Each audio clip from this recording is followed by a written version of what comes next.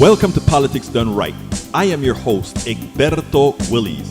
This is a progressive program that will take the mystery out of politics. This is the program that will encourage you to make sure government becomes we the people. Whether you are liberal, progressive, conservative, or otherwise, you get to air your point of view. We are an independent media outlet that, unlike mainstream media beholden to corporations, we only owe allegiance to you. Remember, you can also send me a tweet at EGBERTOWILLIES. That is at Egberto Willies. Let us engage. It is Politics Done Right.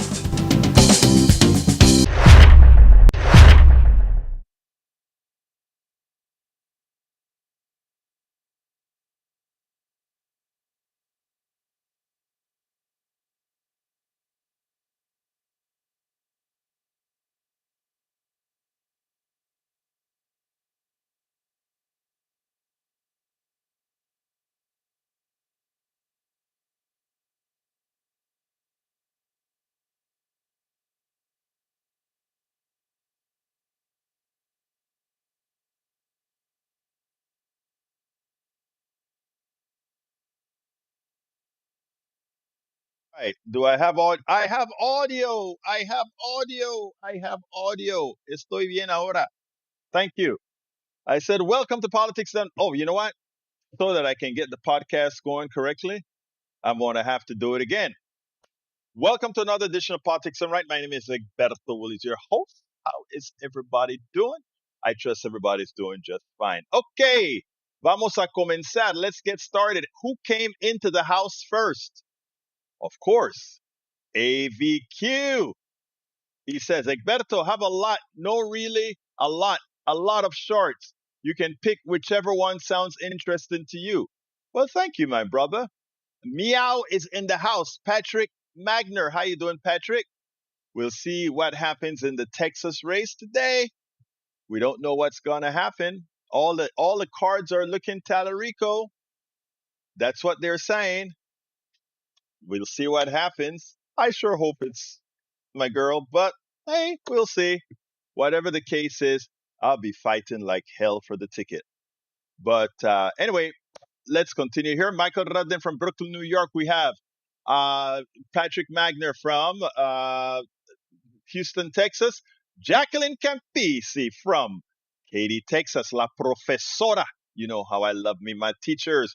Joanne from Los Angeles, California. How are you doing, beautiful? Thank you for being here as well. Michael, you're eating up my chat, man. But you know what? Thank you for doing it that way. I think I prefer it that way because you put in description and the start so I can pick from whichever one to play for our peeps. Of course, La Preciosa Yvette Avery Herod out of Atlanta, Georgia. Thank you for being here, beautiful. Lisa Blair out of Atlanta, Georgia. Hey, Atlanta, represent. AVQ says no audio. Well, I got audio now, brother. Tengo audio ahora. We also have Patrick says, what? What are you asking? What about Patrick? Anyhow, let's see what else we got here. What else we got here? Eric is in the house from Kingwood at Escasita. And my second favorite, well, two of our magas are in the house. Eric Hayes and Lee the Bearcat. All right, going to the other chat or Substack chat. How you guys doing? Liz is in the house. Monica Hanks is in the house. Ed Coe. Cheryl Elkins. Cheryl is going to be running the Zoom coffee with Egberto. That is going to be when is it? Friday I better get it right. When she puts the link out, I'll go ahead and call it out. Right now my head is hot. No sleep. Commander Cool is in the house as well as Stadion is in the house. And we have Raymond McGovern. As Stadium says, Canadian Newcast said the war is spiraling and growing larger. Yes, it is. We'll see what happens. And now Marco Rubio is just got off in a little presser, and he says Iran hasn't seen what happens yet. We're going there with maximal power. We're going to destroy their navy. We're going to do. Look, let me tell you something, guys. What our president is doing is criminal. And when we call Iran terrorist, I'm going to tell you something. I fail to see how a lot of what we are doing ourselves cannot be considered terrorism. I hate to say it that way. And anybody wants to refute that, please feel free to do so. But I can't see it not being the case. Joe says, my nerves are fried. Meditating more now to help. Yeah, do whatever you have to do to keep your sanity, beautiful. Mark just joined. Lynette keeps our chat going by saluting everybody in the house. Thank you, Lynette, for what you do. She says, good afternoon, Egberto and all the Substack and internet family. Cheryl says, Zoom coffee with Egberto March 6, 2026, 7 to 9 p.m. Central. 7 to 9 p.m. Central. And she has the link in there. I am going to throw that link into the other chat as well. Hey, guys, sign up and come on. Come on and let's have a chat for those 2 hours or whenever you can join in on Friday at starting at 7 o'clock to 9 o'clock. I can't wait. I want to have a nice civil talk, funny discussion led by Cheryl. Cheryl is going to make a hell of a moderator. She's going to run the stuff in that chat. I've seen her run a chat before. She knows what she's not a chat, a Zoom before. She knows what she's doing. So that's going to be great. Kathleen, how you doing? Uh, and who else? Mitch Klein, welcome aboard. All right, let's get busy. Let me start by saying we are the start of this Iran conflict, in my opinion, seems so much worse than how we started Desert Storm, even as Desert Storm and the other one was done with huge buildups. This one was just a naval buildup and air power from Israel and the United States. And I tell you, as far as I'm concerned, what we are seeing is a war crime in action. And what's sad is when the German president went to the White House today. In fact, I don't think any of these guys should go to the White House. I mean, if they're scared to confront Trump head on, they should stay the hell out of the White House and just not go there and acquiesce and look like his lapdog. Because that's what the German president looked like today, a lapdog to the president. And so many people are looking at this flawed guy with some degree of fear when he's but.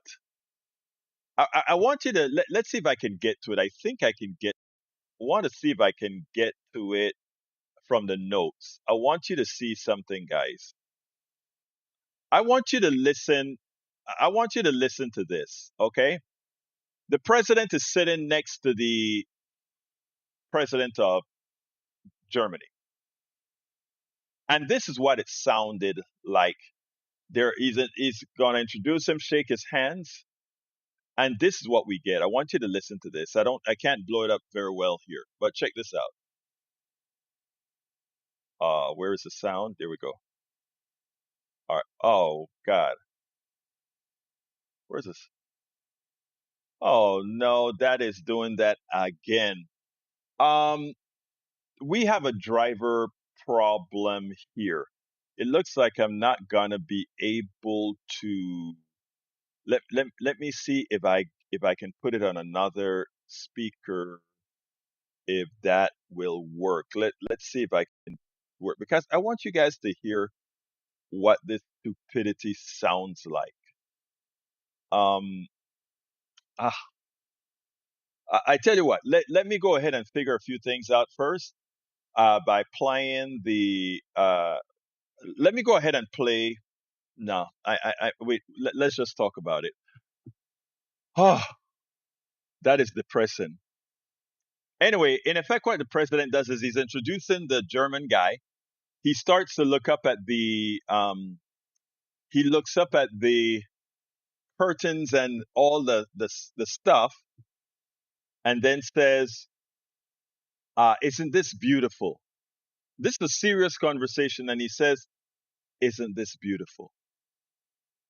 Shameful. Let me do a test here and see if all my audio is not working or what. Let me just play something, old something, and see what happens and see if it works or not. Hold on. I just ran into a story on Reddit. I got it. It is not. It is this that's bad. The headset that has a driver problem. So I may be able to play it if I just go ahead and disembark my or disregard my audio. Let me see if I can get it to play because I really want you to see what it sounded like. I was so embarrassed. Let's see if it comes out of the right place. Let's go to the guys. I'm sorry about this. Okay, I am really sorry about this, but sometimes stuff happens. I think I can do it now. Let's see if I can do it now. I'm going to try. Okay, let's go there and here. And those I know will work out too. So I just want to say it's a great honor to have you at the Oval Office. The beautiful Oval Office, beautiful White House. It's a special place, even from your standpoint. And you have some very special places too. And I look forward to being with you. Thank you very much. Thank you. Thank you, Mr. Now, the part that I miss is where he started to talk about gold and all that kind of stuff. But the thing about it is, it is so embarrassing to have somebody like that in the Oval Office, right? It is so embarrassing, but that is what we have. Let's see. Para ver, para ver, para ver, para ver, para ver. I have a good video to show you guys. You guys are gonna love it. But beforehand, let me go into the chat and see what I think I saw something from Patrick that I wanted to read. Egberto, lots of books to read behind you. It's called green screen, buddy. It's called green screen, okay? Oh, let me get rid of that thing on the screen. I couldn't read those books. I only read either scientific books, political books. I don't read fiction and that kind of stuff. Probably I should. But anyhow. All right. So yeah, that's where it's at, buddy. Michael says Jasmine Crockett finally added an issue page. Good. Affordability instead of populism. Tax the rich. Healthcare co-sponsored the Medicare for All Act, but nothing in there about healthcare as a human right or single payer. No call to abolish ICE, to prosecute ICE. James Tallarico has a better policy platform. Well, maybe. I don't know. She's actually served in Congress, so we'll see. All right. What else have we got here? Patrick says, how many wars did the late leader of Iran start compared to the number of wars started by Trump and Netanyahu? Look, put it this way. They all talked about, look, let's be clear here. Nobody here is defending uh, what is it, Khamenei. Nobody's defending him. These guys have their own ideology, etc., etc. That's not compatible with my thinking at all. Okay? But leave them alone. If they want to live in that life, leave them alone. If the population is against that, then stand up against that, right? You don't need an external force to come in and that is the thing, right? We have a tendency to believe if we are going to free up the people. So we have a lot of Iranians come over here, and the Iranians are instigating the United States. Yeah, go ahead and invade Iran, etc. A lot of times, what happens is these were the stooges anyway out of that particular country that got ousted. Let me give you an example. In Venezuela, a lot of the Venezuelans that came over here was the Venezuelans that were pawns of the capitalists who were stealing the resources and taking it away from the population at large. So of course they want the United States to go in and take back what's theirs. We look at Cuba. We look at Marco Rubio and his family, right? The people in Cuba who they're trying to return there to have things go back to how they were before. Well, if you are somebody like me from Latin America, you understand what went down in Cuba very, very well. And you have no incentive to desire that you go back into Cuba and make Cuba what it was before. Make Cuba great again. Cuba was never great for the Cubans that look like me, at least, or that looks anyway indigenous or whatever. So why would we want to go back to what Cuba looked like before? Same thing with Venezuela. Why would we want to go back to what Venezuela looked like before, in the days before Carlos Andres Perez and the others? Why would we want to do that? You see, it's all perspective, right? It is all perspective. When it comes to Iran, when Mossadegh was in power, it was a true democracy. Mossadegh nationalized oil. All of that was going to share because people maintained and continued to be peasants, except for the elite. Then he came into power, and that was too much. So therefore, the MI6 and the CIA made sure he got overthrown, and henceforth, the run up to 1979, where they fought back. And unfortunately, a lot of times the fighting back is not exactly who you want it to be. Chuck Pinocchio, president of One Pair States, how you doing? He says, my new piece at fightfascism.us/we ran, what is it called? We ran, we run once again to Iran. Okay, I'll read that. And I have another one from my buddy, another reporter that I have to put up, that I have to put on the screen as well. A lot of people are starting to write about the issue.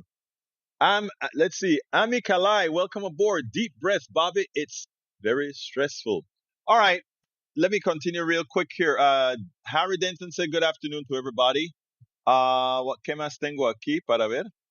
Egberto, the citizens had no weapons and government used theirs against them. The same in any country that strips arms from its citizens. That's not true. Lead a Bearcat. You know how silly that is, that we have arms so that we can't get a tyrannical government? Do you understand how silly that is? And let me tell you why. Because having arms, when they have F-16s, bazookas, and anything else, what is the arms going to do? You can't fight against that. So those people who use Second Amendment about going up against the government, it makes no sense. What you have to do is, if you don't want the government that you have, is to work against it. There's a lot more of you than there are armed people. And you don't have to fight arms with arms. You can have general strikes. You can work together to do all kinds of things to change, but you have to want it bad enough to have it in effect. Look, right now, we have ICE that's terrorizing Americans, and we hate it. And you don't see us shooting on ICE because ICE has the guns and we don't. We have no King's Rally. We've tried to find resistance in a way that works, and a few people will get killed. Yeah. But you effect resistance, and in effect, the small number of armed people relatively. Iran is a place of 90 million people. Let's say there are 5 million people that are armed and well armed, etc. Still, that's not enough. That 5 million people cannot run the country. If enough people within the country wants change occurs. If you can get 3% of the people wanting a revolution, I don't care if you're armed or not, revolution occurs. Okay? So it is really, really silly for us to go and think we can impose a change onto a community. The thing about it is, you go in with military, as soon as your military leaves, you revert to a norm. And that is what you've learned. We go into Iraq, we bomb it up, and you get out of it, it reverts to a norm. You have to change a culture. The civil rights was a change in culture of enough people that saw that having relative civil rights for everybody was what you wanted. Only when the country changed could that occur. Do you really think civil rights would have been in effect if we didn't have a culture change? We actually had a culture change. Okay, let me see. Something is call back again, Patrick, because there's something that went wrong with the way that came up. Call back again, Patrick. Something happened with the way the phone rang. Call back again. Let's see if I can get it. Um, so you actually have to have a culture change, and in all these countries um where where you have these people that we want to go in, you can't just go in. You have to have a culture change. Patrick, call back again. Call again. Call again. Call again. The problem is I just had an issue that I for some reason couldn't see the thing. If you'll call again, it would be great. But yes, folks, you need to. It's 3.5% of AVQ says. Um, I have a video to play, but call before the video. Patrick. What's the number you got? Oh, I don't have the number on the screen. What's wrong with me? All kinds of things were. That's when you're lacking sleep. All right, call again, Patrick. I think we're okay now. 281-823-7747. 281-823-7747. All right, if you don't call in about 30 seconds, Patrick, I'm going to go ahead and play the video and then we'll continue the program. All right. So give me a call. Give me a call. Give me a call. I'll wait about 30 seconds more before. There we go. Now we're talking. All right, Patrick, I think we're okay now. Patrick? Yes, sir. How are you? All right, talk to me, my brother. Yeah, I didn't want to interrupt, but I keep kind of hearing the same thing over and over, where people are trying to justify us murdering and invading another country because of their behavior. I mean, the first thing I would ask people that say that is, okay, is what we're doing going to make them better off? And the answer is no. And I can say that because places like Syria and Libya, when they had their changes in government, that's when ISIS went in. Right. And so what we're doing now is we're exchanging somebody that could have been negotiated with the UN, and had we not defunded USAID, we could have possibly had a nonviolent answer to this, but we got rid of all our nonviolent answers, and we're going to possibly produce a vacuum in leadership, and that's when terrorist organizations go in.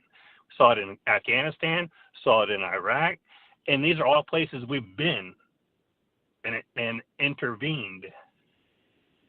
And you're absolutely right. The other thing about it too is when we go in there, we are going in with our biases, right?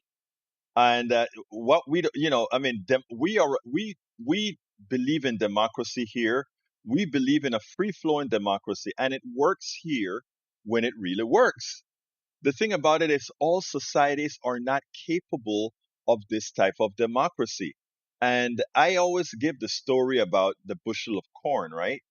If a democracy like ours require a certain level of in education, not by the masses.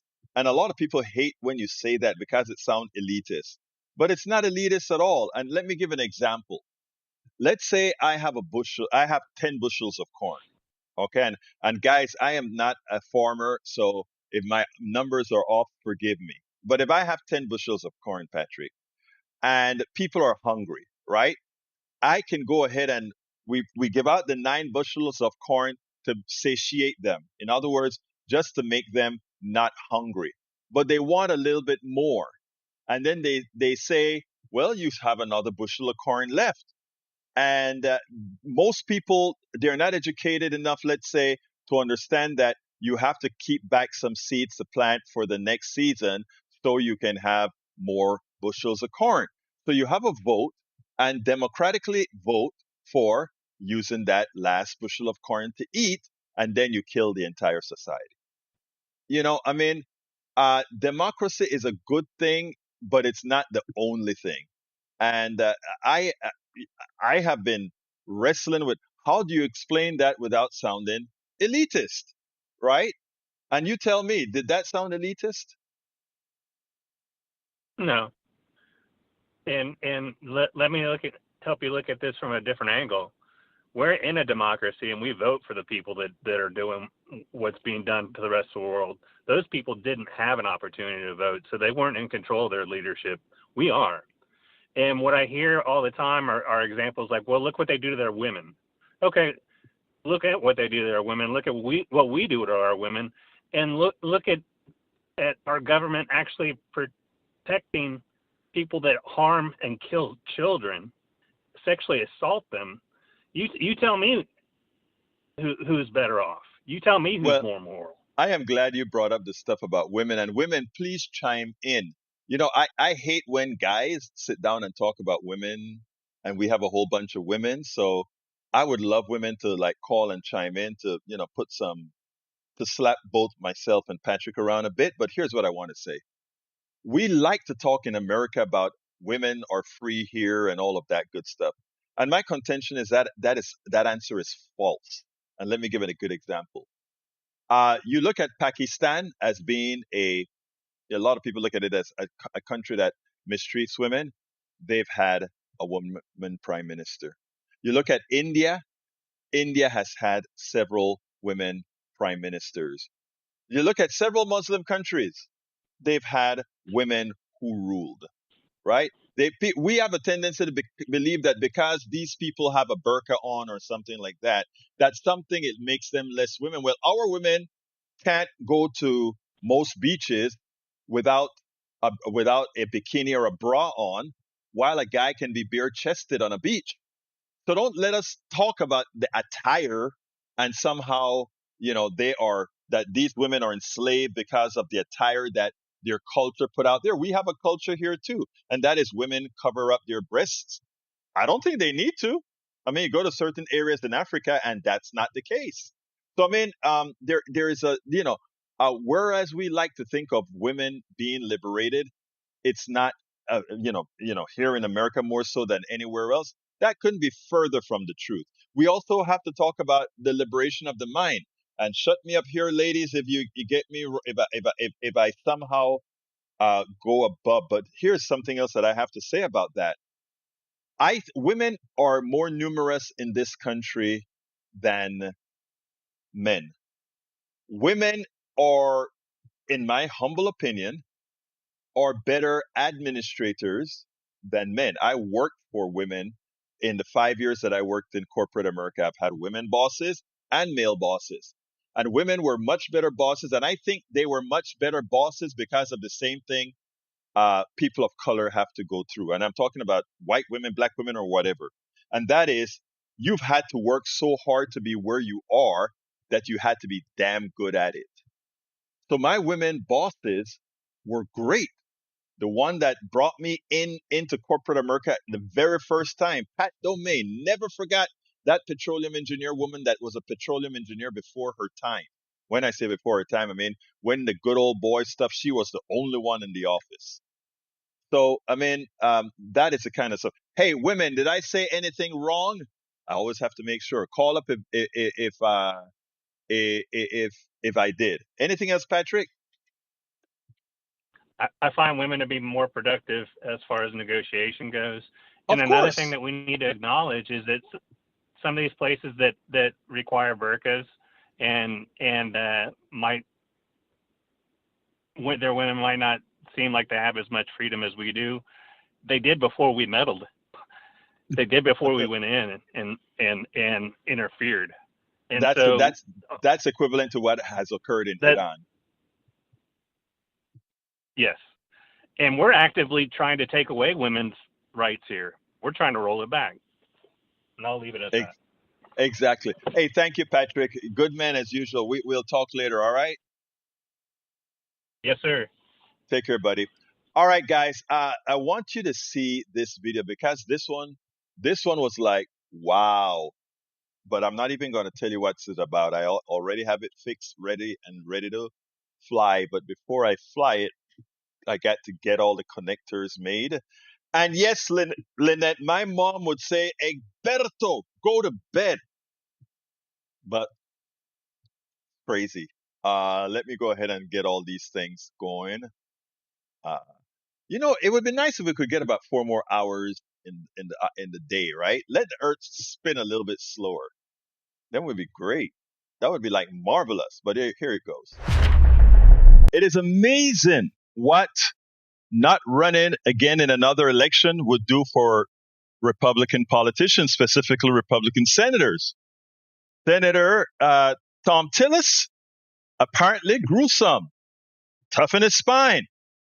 He really spoke to Kristi Noem in a manner that she needed to be spoken to a long time ago, because not only of her incompetence, her arrogance, and her just unmitigated evil, and it all shows up in the hearing that she'd had, but nobody did it like Thom Tillis. It's amazing. I want you to listen to this, and then we'll take it on the other side. So why am I disappointed with Secretary Noem? Because we're not going after enough people who did this damage at the expense of running numbers that Stephen Miller wants out of the White House. We just want numbers. We want 1,000 a day, 6,000 a day, 9,000 a day, because numbers matter, right? No, they don't matter. Quality matters, not quantity, quality. And what we've seen is a disaster.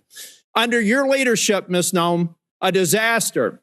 What we've seen is innocent people getting detained that turn out are American citizens. I could talk about the culture that's been created here with Stephen Miller aiding and abetting.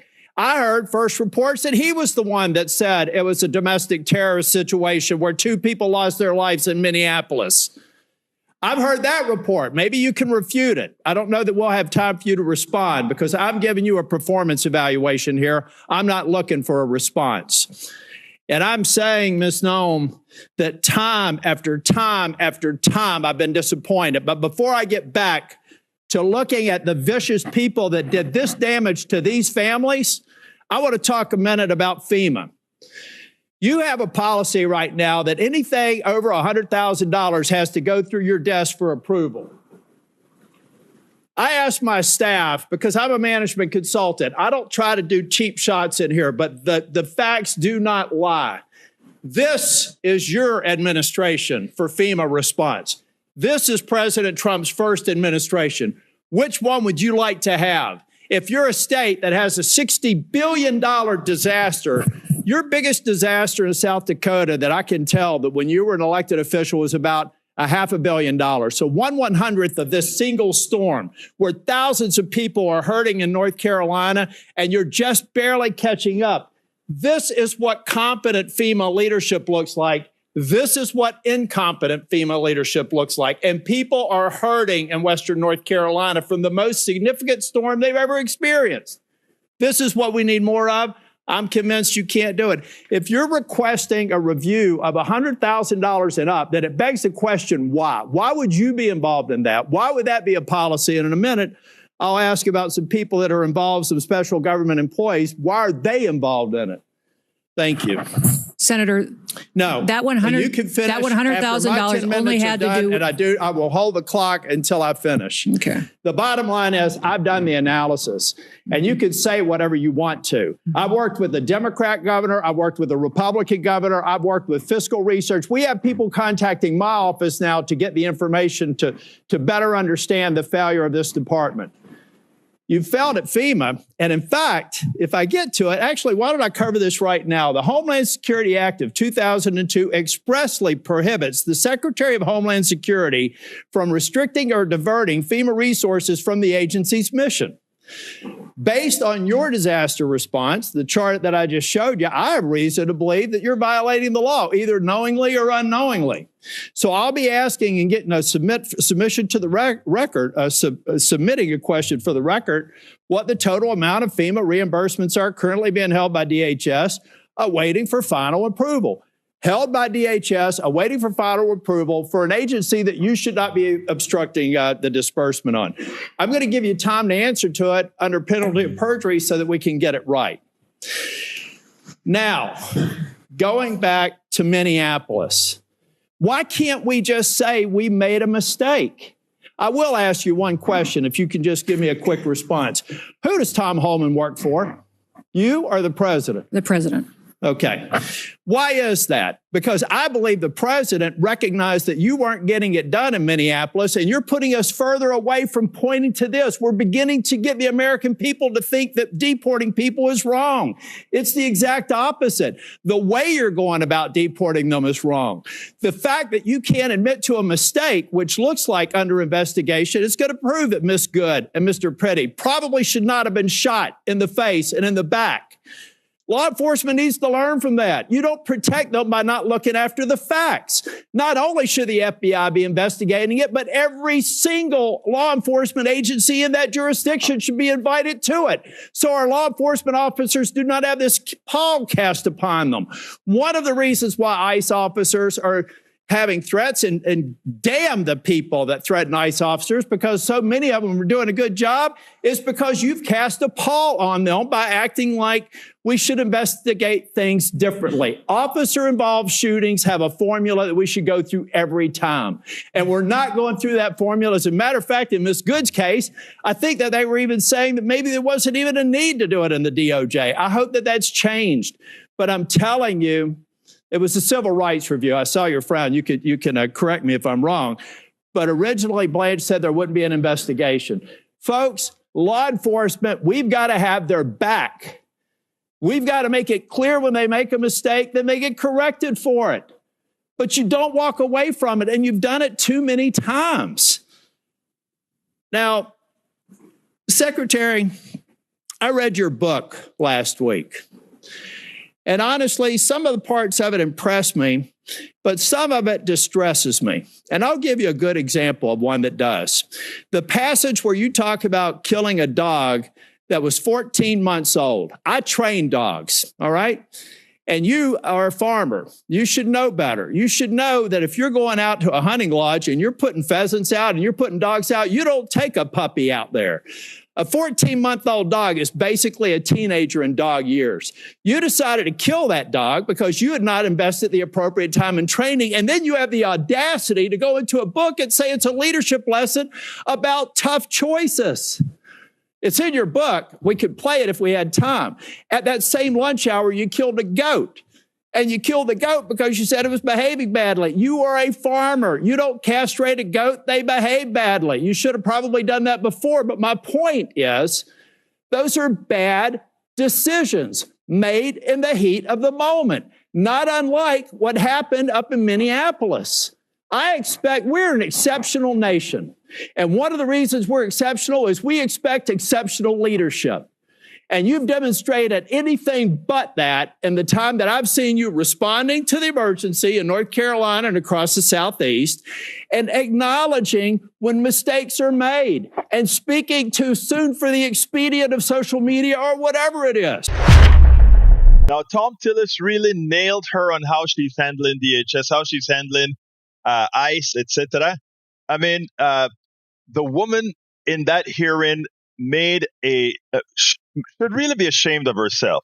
But nobody quite got to her incompetence with the numbers, incompetence with what she's doing like Tillis. Now, Tillis, of course, when he started, he had to beat up a bit on President Biden. I wasn't going to include that in the clip because that was just frivolities in order to prepare the Republican audience for the beating that he was going to put on Kristi Noem. But I tell you what, you don't give these guys kudos often. This time, it is deserving for the homework that went into showing how bad she is and what he's going to do if they don't start responding appropriately. Tillis, on this one, good job. I could not have said that any better. In fact, that was actually pretty damn good. That was I watched the hearing, and not even Democrats went that hard on her. And you know what was the best part to me? In effect, he's saying, if you couldn't even train your dog and you had to kill your goat, what can we expect of how you work with with being a leader. I mean, I thought there was so many undercurrents there, and when she tried to talk, but you notice something. You notice how quiet she stayed. You notice how quiet she stayed. It was like you were, and you actually. I love the way you said that, Cheryl. She is soulless. It was just like speaking to an empty thing.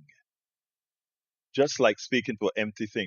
Okay, Michael, I am going to go with the first one that you got. Well, not the first one that you got, the first one that I came up to. Let me get it onto the screen and then we'll get started with that one. I hope this one isn't too long. Here we go.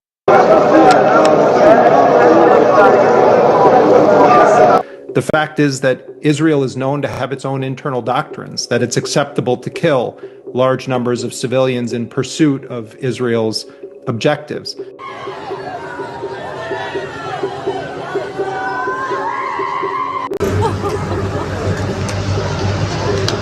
All of the people that were killed in that strike on the girls' school would be alive today if the United States and Israel didn't bomb Iran.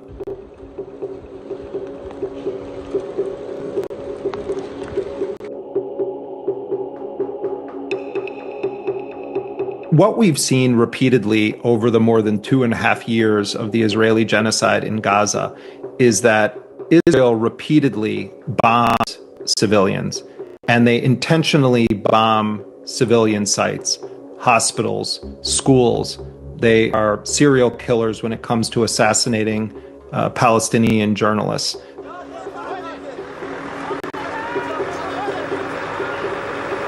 The United States, through its history, has also repeatedly shown that there are acceptable numbers of civilian deaths that are very, very high in pursuit of what the U.S. identifies or calls a national security objective.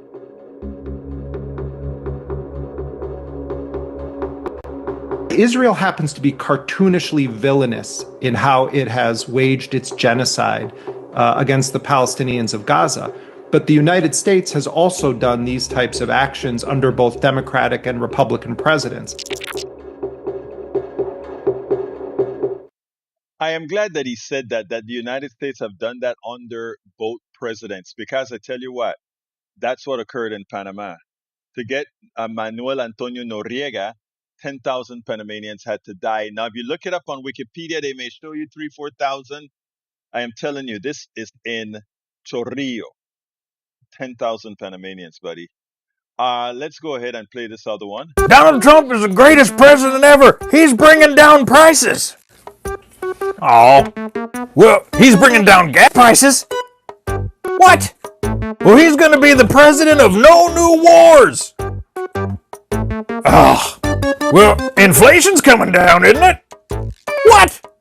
Well, he's definitely bringing down all those communist Democrats in the Epstein files. Are you kidding me? Well, it don't matter, because he's Jesus. Donald Trump is the greatest president. All right. That one, I love that one. Before I go to the other one, let me see. Mike Cisak, I see you are in the chat, Mike Cisak. Listen to this, okay? Yeah, you brought me music, brother. You know what? If you didn't say that, I forgot it. I forgot about that myself, ABQ. But yeah, let's try to do it without music. But you've been doing a great job for that. I appreciate it, brother. But Mike Cisak, everything this guy has promised you that you thought your resident Jesus was going to do, did Mike Cisak? I see you're bloviating in the chat, brother. You know, this is a parody, but I mean, isn't it right? Isn't it right? Okay, let's go with the other one from Brother Radnan. I think this one is another good one, and then we'll proceed. Para ver, vamos a comenzar a hacer la cosa ahora. All right, here we go.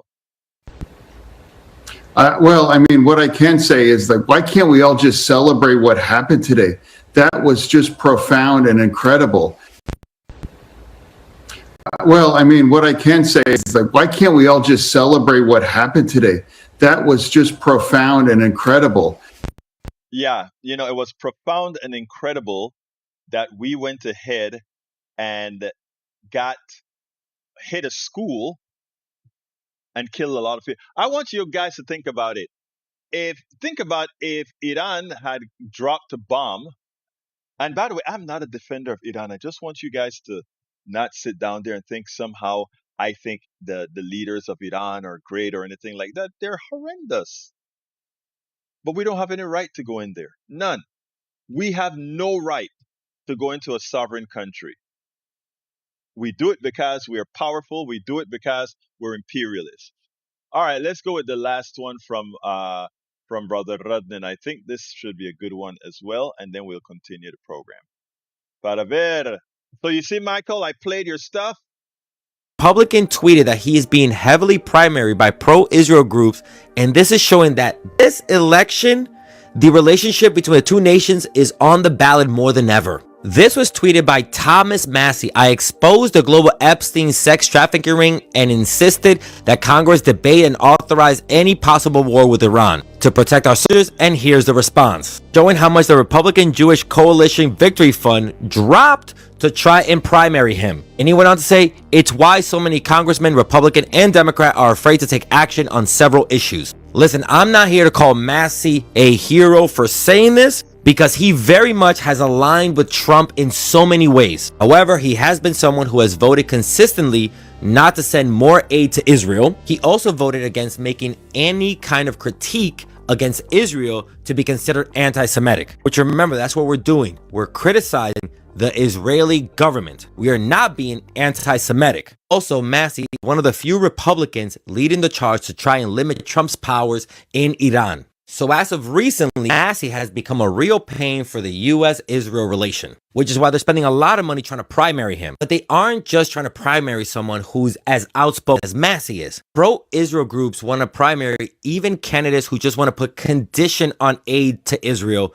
However, that's been backfiring. Like in New Jersey, where they accidentally got the progressive to win the primary. An AIPAC affiliate tried to take down a Democrat who wanted to put conditions on aid to Israel, but it backfired because they got the progressive activist Ana Lilia Mejia to win the primary, who has called Israel's military campaign in Gaza a genocide. By the way, the candidate that AIPAC was backing in that race came in third. By the way, this race happened 2 weeks ago, before the U.S.-Israel attack on Iran, where they hit civilian infrastructures like a girls' elementary school, where the death toll has reached well over 100, most of them kids. So this tweet from Massey from today, March 1st, shows how much pro-Israel groups are ramping up their spending. We already know they were spending a lot before, but now more than ever, they really don't want any politicians who are going to put any limits on their power. Share this so people can see how pro-Israel groups are already starting to ramp up their spending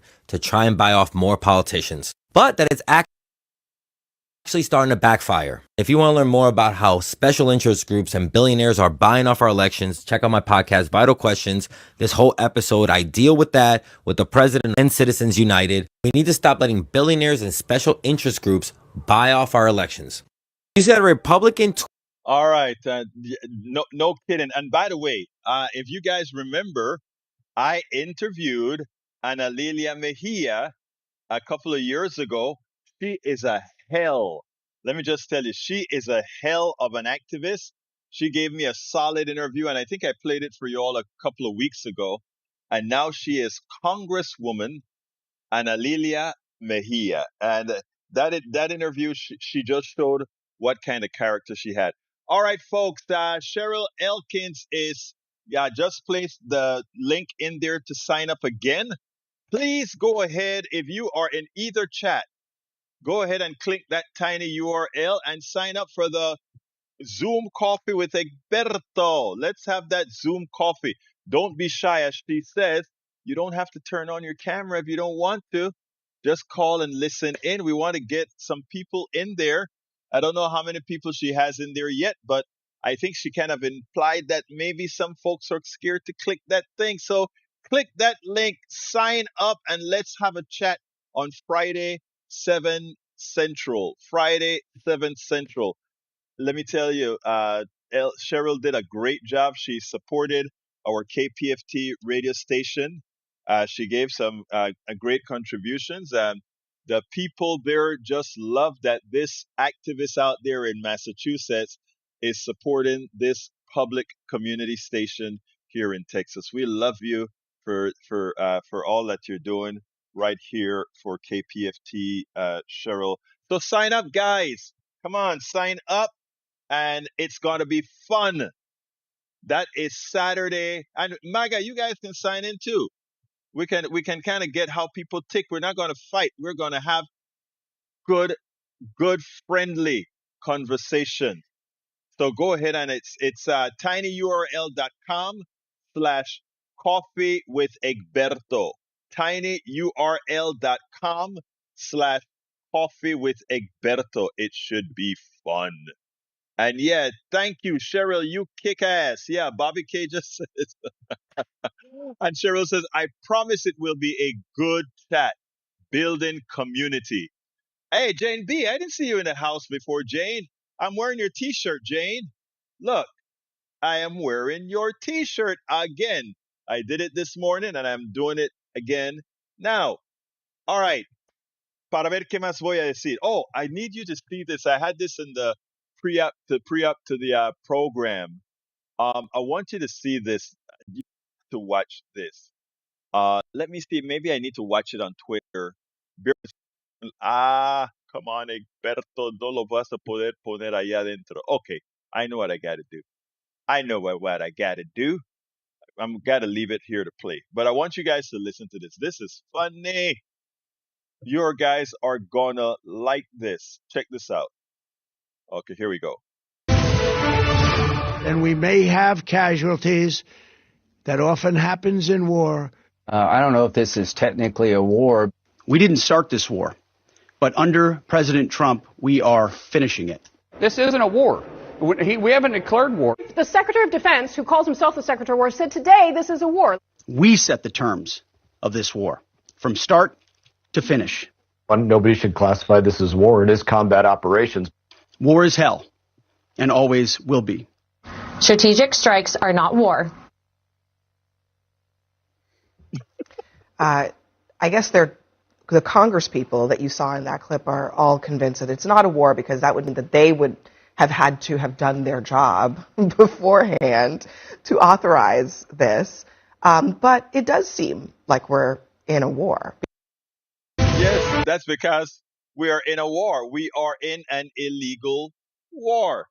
All right, the last subject that I wanted to tackle today was this other article on common dreams. And by the way, I've written a couple of articles here. This is a good rag to be a part of.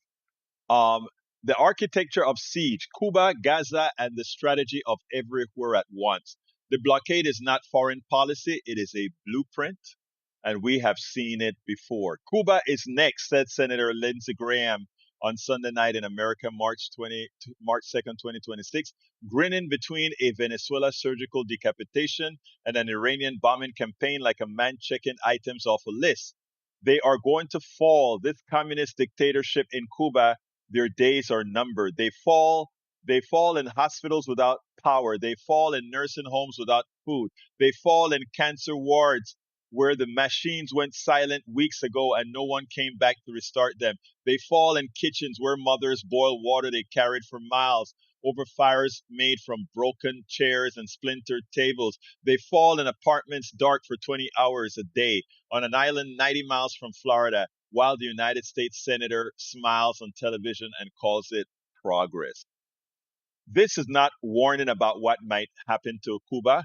It is a clinical description of what is happening right now, today, while you read this, while the news cycle skids forward to the next detonation and pretends the last one never happened. Since December 2025, the United States has seized oil tankers on the open sea, threatened tariffs against any nation that dares sell fuel to Cuba, and pressured Mexico into halting shipments. The timeline is precise. The first tanker seized came on December 10th. The last major fuel delivery arrived on January 9th.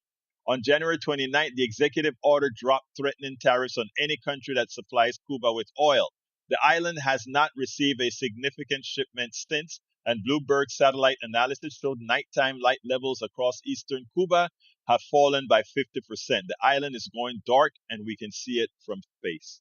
An engineer would call what followed a cascading system failure. Fuel feeds the electrical grid. The grid powers the water pumps. The pumps keep millions of people alive, or they used to. Sever the first link, and the rest follows with mechanical certainty, then human consequence, then preventable death. Now the grid fails for up to 20 hours a day in parts of the country. 84% of Cuba's water pumping infrastructure depends on electricity that no longer reliably exists, so tap goes dry and pressure vanishes. Nearly 1 million people get drinking water from tanker trucks that are running out of diesel, which means even emergency solution is collapsing. 5 million Cubans live with chronic illnesses, and chronic illnesses does not pause for politics. Thousands of cancer patients have watched chemotherapy and radiotherapy simply stop, not because the medicine is gone, but because there's no power to deliver it. The United Nations resident coordinator in Havana has called it what it is: acute humanitarian risk deteriorating by the day. And we're not seeing this on TV. We're not seeing this on TV. We are committing murder, and the rest of the world is complicit. Shouldn't the rest of the world say, to hell with you, the United States? All of us are going to go in. So throw tariffs on all of us. Every country from Mexico, Canada, every single one should be out there helping our brothers and sisters in Cuba. That is the instantiation of evil there. Cuba has plummeted from roughly 11 million to an estimated 8.6 million in 5 years. A peacetime collapse that demographers compare for sheer velocity to nations at war. Sugar production has fallen to its lowest level in over a century. The official inflation rate masks a real rate economist says is near 70%, which means wages, not wild prices, sprint. Airports cannot provide jet fuel. Garbage trucks sit empty. Hospitals operate by flashlight, and a flashlight is not a ventilator. And on Sunday, a senator from South Carolina went on television to say, your days are numbered, and as if the dying had not already begun, as if the darkness were not already inside the wards. I am an engineer by training. I see systems. I also see what people do when they want to hurt civilians while keeping their hands clean. Siege is a system. Siege is a system. It has inputs: fuel, food, medicine, money. It has choke points, tanker seizures, executive orders, tariff threats. It has predictable failure modes: grid collapse, pump failure, hospital shutdown, preventable death. And it goes on. The link to the article is will be in the blog post for this program. I started this a bit too late. It's a very, very long article, but it tells you what we have done. You know, we don't always have to drop bombs to effect hurt on people. In the case of Cuba, it just takes a blockade. In the case of Venezuela, a blockade for a small incursion. And we call ourselves, that we say this group of fanatics, this group of evildoers, call themselves that they say they believe in the sanctity of life. Well, you know, if they don't treat their own in the belief of the sanctity of life, why would we think they'll treat foreigners otherwise? After all, right here in Texas, our Texas legislature has decided to murder many Texans by denying them insurance that is readily available to them. So they believe in murder. They believe in voluntary manslaughter. They're effecting it in Cuba. They effected it in Venezuela. They're effecting it in active murder in Iran. That is who we have elected. And as such, that is who we are. Folks, I got to get out of here. Please, for those of you on the Substack, please consider becoming paid subscribers. We are in dire straits. We need about 510 or so more paid subscribers. Please consider becoming a paid subscriber and tell other people, share with other people, suggest that they support independent media. Let them know what we do. Let them know that we're not just one online program here, but a radio program that's not only in Houston on KPFT-FM, but we're played on about 10 or more affiliate stations around the country. And this is all done on a volunteer basis, supported by you. By subscribing to my newsletter, you're actually supporting what we do here. All this equipment and screens is subsidized by you. That allows us to do this. So please consider becoming paid subscribers today. Simply go to politicsandright.com/newsletter, politicsandright.com/newsletter. You can also, if you want to give a contribution, one-time contribution, you can go to politicsandright.com/PayPal. Many ways to support us. Politicsandright.com/PayPal to support us. Politicsandright.com/newsletter to become a paid subscriber. We take it. We could use it all. Lynette tells me to go to bed tonight. I'm going to try. I'm going to try to go after the program. I'm going to go spin, and then I'm going to come and write a couple more blogs. I do some research for the program tomorrow, and I hope to get it. Probably not going to be by 10, but we'll see. Thank you, guys. Anyway, love you all. My name is Egberto Willies. This is Politics Done Right. And you guys know how I end this baby. I am what? Out.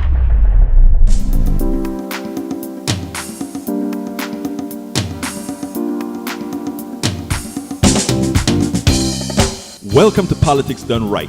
I am your host, Egberto Willies. This is a progressive program that will take the mystery out of politics. This is the program that will encourage you to make sure government becomes we the people. Whether you are liberal, progressive, conservative, or otherwise, you get to air your point of view. We are an independent media outlet that, unlike mainstream media beholden to corporations, we only owe allegiance to you. Remember, you can also send me a tweet at EGBERTOWILLIES. That is at Egberto Willies. Let us engage. It is Politics Done Right.